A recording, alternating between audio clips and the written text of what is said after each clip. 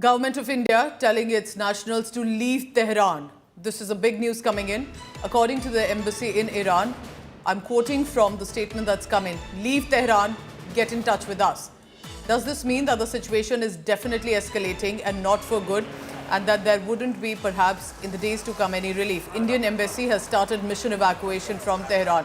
It's not going to be easy.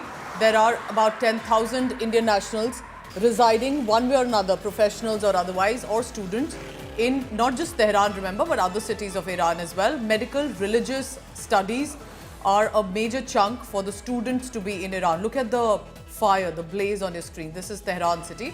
Iranian capital is facing intense Israeli fire. Shivani continues to be with us. Shivani, tell us more about mission evacuation, because I know that 24 hours ago, India was mulling, considering a plan. But it looks like India is also now rushing into this matter.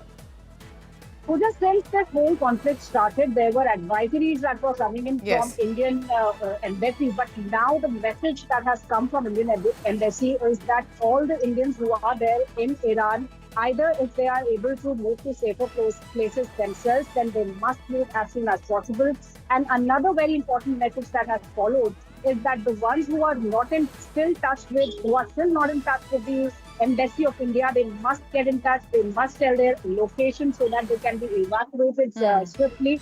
And some more inputs are coming in, Suza, that the evacuations of the students of India inside Iran have already started. So the safer cities of Iran.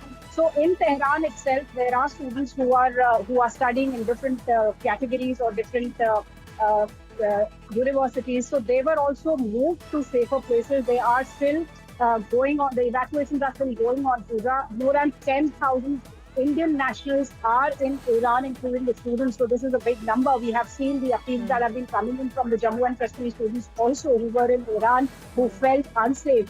So the embassy has now given out this emergency message that all Indians need to be in contact through the embassies, nearby embassies. There are contact numbers that have been given out.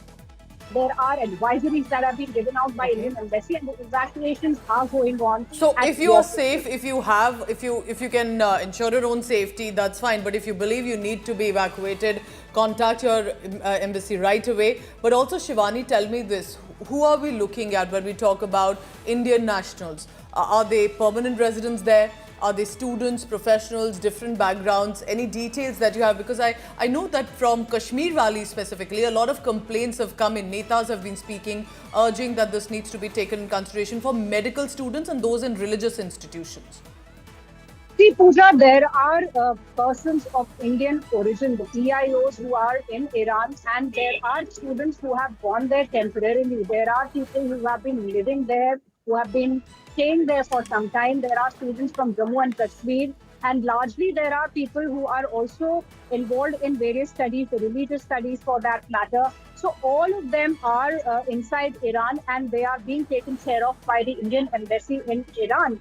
And Pooja, the advisories are also coming in regularly, but these advisories, we can say that the tone of these advisories have changed, and today the advisories that are being seen in a highlighted caution by the Indian embassy.